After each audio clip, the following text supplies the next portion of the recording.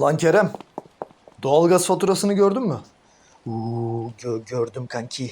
Ne yazık ki gördüm. Ya biz birini yaktık da bu kefaret ücreti olarak mı gönderdiler bize bunu yani? Bu nedir oğlum lan? Bu böyle olmaz kanka.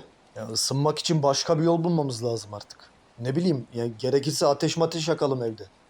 Gerçi evde kömür de yok. Benim işe yaramayan birkaç parça eşyam var aslında. İşte bunlar bizi bir süre sıcak tutmaya yeter. Kerem, oğlum aile albümün o senin. Ya, tüm çocukluğun, anıların.